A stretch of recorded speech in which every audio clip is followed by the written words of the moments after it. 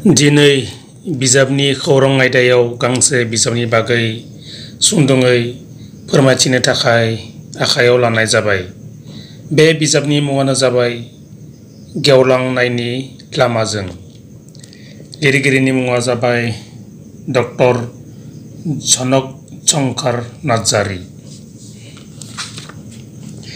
बेयो जाबाय गांसे दिन्थिगासे फावथिना बिजाब।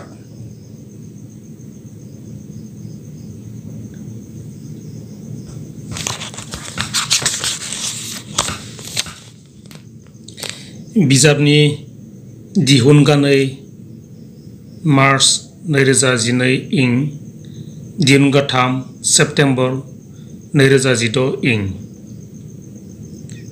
मोनगिरि लिरगिरि बिखं महर कान्तेश्वर राभा। बिजाबनि बेसेना जाबाय 90 रां। मोनग्रा खुलि एबा मोनखुलि क'क्राझारनि बिजाब दखानफोर।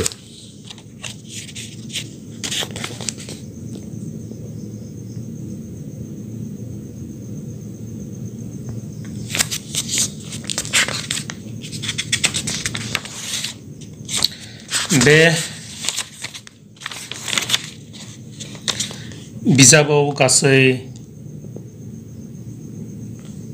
मोनबा दिन्थिगासे फावथिनाखौ सरजाबनाय जादों।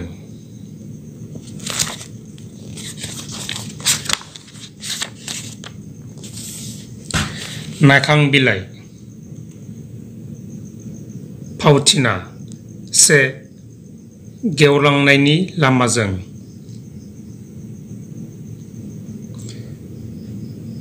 2 फोजाखांगिरि। 3 हाबानि माला।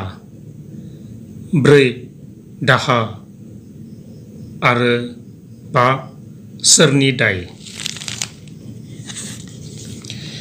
फिन बुंफिनदों दि बेयो जाबाय गांसे दिन्थिगासे फावथिना बिजाब। लिरगिरिनि मुङानो जाबाय डक्टर जनक शंकर नार्जारी। बेवहाय गासै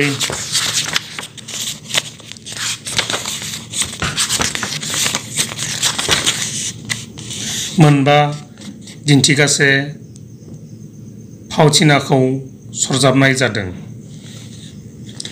बिजाबनि बेसेना 90 रां।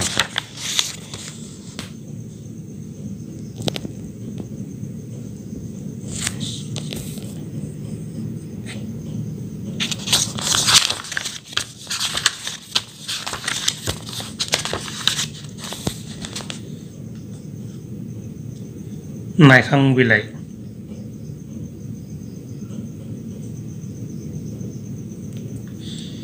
बेजों लोगोसे बिजाबनि खौरां आयदाखौ बेखिनियावनो फोजोबनाय जाबाय। गोजोन्थों।